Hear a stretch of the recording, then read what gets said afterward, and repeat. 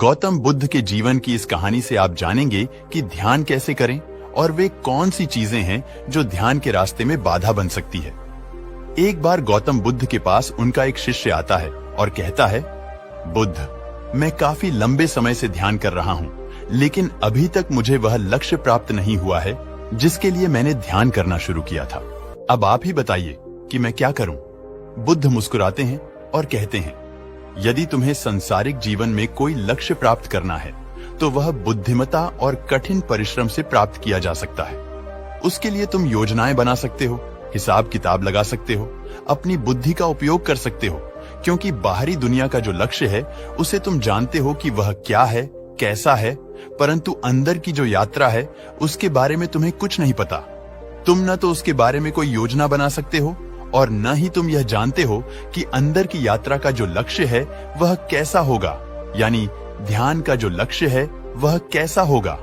तब वह शिष्य बुद्ध से पूछता है, बुद्ध, जब कोई लक्ष्य ही नहीं होगा तो हम प्राप्त क्या करेंगे? बुद्ध कहते हैं, यही तो समस्या है।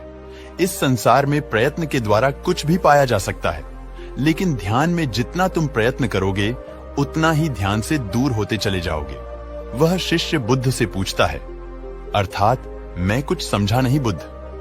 तब बुद्ध कहते हैं, ध्यान हमें कुछ देता नहीं है बल्कि हमारा सब कुछ छीन लेता है। अर्थात ध्यान हमें उस स्थिति में ले जाता है जो हमारा वास्तविक स्वरूप है। अभी तुम्हारे भीतर क्रोध है, लालच है, अहंकार है, परंतु ध्यान इन सभी चीजों को छीन लेता है।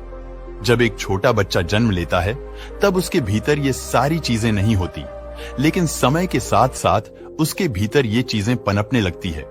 वह अपने लालच को पूरा करने के लिए, अपने अहंकार को तृप्त करने के लिए इस संसार में भटकता है और फिर अंत में उसे समझ आता है कि संसार की सारी यात्राएं व्यर्थ है। अगर कोई सच्ची यात्रा है तो वो है भीतर की यात्रा। तुमने भीतर का मार्ग इसलिए चुना क्योंकि तुमने बाहर दुख देखा। अब तुम्हें भीतर भी सुख नहीं मिल रहा है। इसका कारण यह है कि तुम अभी सुख की तलाश में हो। जो सुख तुम बाहर खोज रहे थे वही सुख तुम भीतर से चाहते हो। बाहर सौदेबाजी चल सकती है, लेकिन भीतर सौदेबाजी नहीं चलती। तुम हिसाब किताब लगाकर ध्यान करोगे तो कभी नहीं कर पाओगे। तुम आशा लगाकर ध्यान करोगे तो कभी नहीं कर पाओगे, क्योंकि तुम्हें ध्यान करना नहीं है। तुम्हें उस लायक बनना है कि ध्यान खुद घटित हो। ध्यान का अनुभव उसी को होगा जिसके भीतर ये 3 गुण हैं।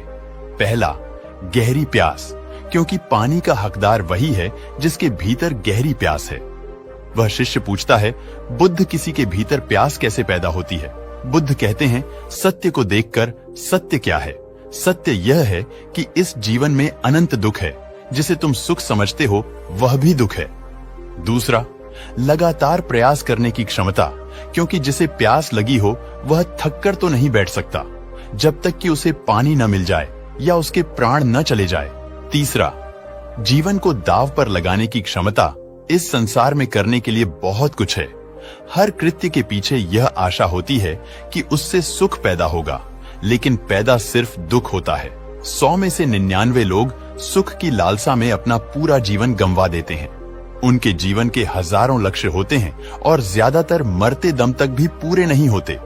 जिस व्यक्ति के जीवन का केवल एक उद्देश्य होता है वह जीवन में कहीं न कहीं अवश्य पहुंचता है, और जिसके हजारों उद्देश्य होते हैं वह जीवन में कहीं नहीं पहुंचता। जो केवल एक उद्देश्य के लिए जीवन को दांव पर लगा दे, उसका उद्देश्य पूरा होना निश्चित है। एक बात हमेशा याद रखना, ध्यान की इस यात्रा पर तुम्हारा कोई सहायक नहीं बन सकता। वह शिष्य कहता है, बुद्ध, ये कैसे संभव है? आपके बिना तो ध्यान करना असंभव है। बुद्ध कहते हैं, नहीं, भीतर की इस यात्रा में कोई तुम्हारा सहायक नहीं बन सकता। यदि मार्ग में मैं भी मिलूं तो मुझे भी नकार देना, क्योंकि मैं तुम्हारे मार्ग का केवल बाधक बन सकता हूं। इस कहानी के अंत में इस बात को समझना आवश्यक है कि बुद्ध का यह उपदेश उनके शिष्यों के लिए था। अगर आपके भीतर ये 3 गुण नहीं है तो आपको निराश होने की आवश्यकता नहीं है।